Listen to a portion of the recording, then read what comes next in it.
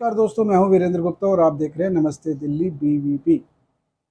दिल्ली के मुख्यमंत्री अरविंद केजरीवाल आखिरकार सुप्रीम कोर्ट की शरण में पहुंच ही गए। शुक्रवार को उन्होंने अपनी याचिका लगाई, लेकिन इससे पहले देखिए पूरा ड्रामा हुआ। जैसे ही केंद्र सरकार अध्यादेश लेकर आई और उसी समय केजरीवाल जी निकल लिए इसका विरोध करने के लिए। पूरा भारत भ्रमण किया इन्होंने, 8,000 किलोमीटर से ज़्यादा की इन्होंने यात्राएं कर दी और अपने साथ लिया इन्होंने भगवंत मान जी को, उनका विमान साथ में लेने के लिए। पटना अधिवेशन में भी गए, उससे पहले भी इन्होंने बोला था कि पटना अधिवेशन में कि देखिए मेरा मुद्दा रहेगा सबसे आगे, और अगर आपने इसमें साथ नहीं दिया तो मुझसे भी कोई उम्मीद मत रखना। लेकिन विपक्षी पार्टियां हैं, देखिए सबके अपने अपने मतलब हैं, सबके अपने अपने स्वार्थ हैं, तो उन्होंने किसी ने भाव दिया नहीं। इन्होंने शर्त रखी थी, देखिए पटना अधिवेशन में हम तभी जाएंगे जब हमारा मुद्दा सबसे आगे रहेगा, अध्यादेश को समर्थन। लेकिन हुआ क्या दोस्तों, आपको पता ही है। वहां गए, पहले तो उन्होंने उमर अब्दुल्ला जी ने खड़का दिया, उसके बाद खड़के जी ने भी खड़का दिया, उसके बाद बंगाल की जो सीएम है ममता बनर्जी, उन्होंने भी नसीहत दे डाली। इन्होंने लाख समझाया कि देखिए अध्यादेश को थोपा गया है और कल को आपके ऊपर भी आने वाला है। ये विपक्षी पार्टियों को डराया गया, उनको मोदी जी का भय दिखाया गया, लेकिन पता नहीं किस मिट्टी की बनी है विपक्षी पार्टियां, कोई उनकी बात सुनने को तैयार नहीं। अब देखिए जितना भड़काया जा सकता था सब कुछ तो कर लिया, अब क्या करें इससे ज्यादा।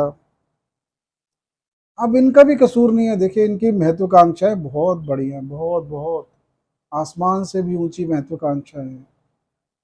और इनको अपने से ऊपर सिर्फ प्रधानमंत्री मोदी जी का पद दिखाई देता है, पीएम की कुर्सी नजर आती है। अब वहां कैसे पहुंचना है कैसे नहीं पहुंचना, देखिए इसका रास्ता तो इन्हें जब यही दिख रहा है कि दो ही रास्ते हो सकते हैं, जनता के समर्थन से इतने वोट जुटाए जाएं, लेकिन जब इतना संभव नहीं है तो विपक्षी पार्टियों का साथ लिया जाए और इन्हें अपने साथ मिलाया जाए, इसी मंशा से। क्योंकि सुप्रीम कोर्ट में तो पहले भी जा सकते थे ये, लेकिन नहीं गए।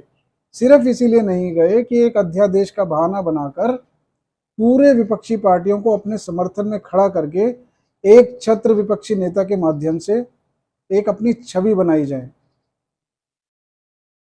लेकिन ऐसा हो नहीं पाया। देखिए अब आप खुद सोचिए, जो इनकी प्रवक्ता है प्रियंका कक्कड़, उन्होंने विपक्षी पार्टियों से अनुरोध किया कि वो कांग्रेस के राहुल गांधी को समर्थन ना दें। और सिर्फ उन्होंने विपक्षी पार्टियों से नहीं अनुरोध किया, उन्होंने कांग्रेस से भी बोला है ये कि आप इन्हें अपना नेता मत माने, क्योंकि तीसरी बार अगर आपने इन्हें अपना नेता बनाया तो ये आपको ही नुकसान हो जाएगा इसका, और मोदी जी दोबारा से क्या, तीसरी बार आ जाएंगे प्रधानमंत्री बनने के लिए। अब आप खुद ही सोचिए, जब बात अध्यादेश की हो रही है, सारी चर्चा अध्यादेश की हो रही है, तो ये बीच में ये राहुल गांधी जी को बीच में क्यों घुसेड़ रहे हैं बताइए। अब सिर्फ इनकी मंशा जो है अध्यादेश की नहीं रह गई है, ये स्पष्ट होती जा रही है बातें कि इनकी मंशा ये है कि जो विपक्षी मोर्चा बन रहा है उसके नेता के रूप में राहुल गांधी ना जा पाए, क्योंकि अपने आप को ये विपक्षी नेता के रूप में प्रोजेक्ट कर रहे हैं और सामने बाधा है राहुल गांधी। और आपने अभी देखा होगा कि यूसीसी का जो अभी बात ही चल रही है, जिसकी जो कानून बनाया जाना है, उसका समर्थन भी उन्होंने तुरंत दे दिया मोदी सरकार को, क्योंकि जो बैड बॉय की इमेज है उसे गुड बॉय की इमेज में लाने का इससे अच्छा तरीका हो ही नहीं सकता। और इस समय उन्होंने जो अपने तीर और तरकश हैं वो मोदी जी से हटाकर राहुल गांधी की तरफ कर दिए, और विपक्ष को अपनी ताकत दिखाने के लिए बिना मांगे ही जो यूसीसी के पक्ष में अपना बयान दे दिया है। और देखिए ये जो है परसेप्शन बनाया जा रहा है कि जो मोदी सरकार है ये तानाशाही रवैया अपनाई हुई है और इन्होंने गैर संवैधानिक तरीके से अध्यादेश को लाए हैं। लेकिन दोस्तों ऐसा है नहीं, क्योंकि अनुच्छेद 123 के तहत ही मोदी सरकार इस अध्यादेश को लाई है और ये 123 जो है अनुच्छेद, ये संविधान की धारा है। तो जो संविधान में एक प्रावधान दिया गया है उसके अंतर्गत ही मोदी सरकार ये अध्यादेश लाई है, तो इसका विरोध बनता ही नहीं है। और ये पहली बार थोड़ी ना हुआ है, ये तो पहले की सरकारें भी इस तरह के अध्यादेश ला चुकी हैं। अब सुप्रीम कोर्ट में आप जा रहे हैं और आपने ऐलान कर दिया है कि आप सोमवार से इनकी प्रतियां जलाएंगे। अब सुप्रीम कोर्ट भी तो ये सवाल पूछ सकता है ना कि जब आपको सुप्रीम कोर्ट पे भरोसा है तो आप ये क्या तमाशा कर रहे हैं।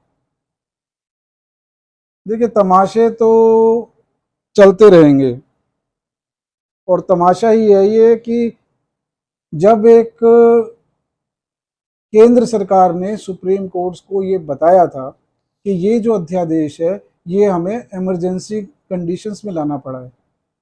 इमरजेंसी भी कैसी, जैसा कि आपको पता ही है, देखिए जो विजिलेंस डिपार्टमेंट के राजशेखर जी थे, उन्होंने जब इनके शीश महल के घोटालों की फाइल को एलजी तक पहुंचाया तो ये इतना घबरा गए कि इन्होंने तुरंत ही सुप्रीम कोर्ट में गुहार लगाई। अब सुप्रीम कोर्ट ने निर्णय दिया, क्योंकि इस संबंध में कोई कानून नहीं है, इसीलिए जो शक्तियां हैं वो जो जनता से चुनी गई राज्य सरकार है उसकी ही बनती है। अब कोई स्पष्ट कानून नहीं है तो ठीक है, और सुप्रीम कोर्ट ने इनको आदेश दिया कि जो ट्रांसफर पोस्टिंग का अधिकार है वो आपके पास रहेगा। लेकिन जैसा कि आप जानते हैं दोस्तों कि क्या हुआ, रातों रात एक तो आम आदमी पार्टी में देखिए जश्न का माहौल हो गया, मिठाइयाँ बांटी गई, गुलदस्ते दिए गए, फूल मालाएं पहनाई गई, और हुआ क्या, आनन फानन में 99 अधिकारियों के लिस्ट बना ली गई जो आईएएस अधिकारी हैं उनके तबादले की। और 24 घंटे भी नहीं हुए थे कि क्या हुआ, आपको पता ही है। सौरभ भारद्वाज जी को इन्होंने मंत्री नियुक्त किया और उन्होंने क्या किया ये आपने देखा कि जो विजिलेंस विभाग के सचिव राजशेखर जी थे उनके कमरे में रात के 2 बजे फाइलों की अदला बदली की गई और सारे सबूत मिटाने के प्रयास किए गए। अब इमरजेंसी कंडीशन तो थी, अब केंद्र सरकार को मजबूरी में इन सबको रोकने के लिए अध्यादेश लाना पड़ा। वही बात उन्होंने सुप्रीम कोर्ट में रखी। अब देखिए, सीएजी की जहाँ तक बात है, जो ऑडिट कर रही है, केजरीवाल जी पहले कह चुके हैं कि सीएजी एक संवैधानिक संस्था है और इसके ऊपर कोई सवाल नहीं उठाया जा सकता, ये काम अपना पूरे पारदर्शी तरीके से करती है, ये केजरीवाल जी खुद कह चुके हैं। अब उसी सीएजी को मोदी सरकार की पिट्ठू बताना इनके दोगलेपन को उजागर करती है। अब दर्शकों, आप अपनी राय दीजिए कि इस तरह का रवैया क्या ये ठीक है। चलिए फिर मिलेंगे नए मुद्दे के साथ। चैनल अगर आपने सब्सक्राइब नहीं किया है तो तुरंत कर लीजिए। नमस्कार।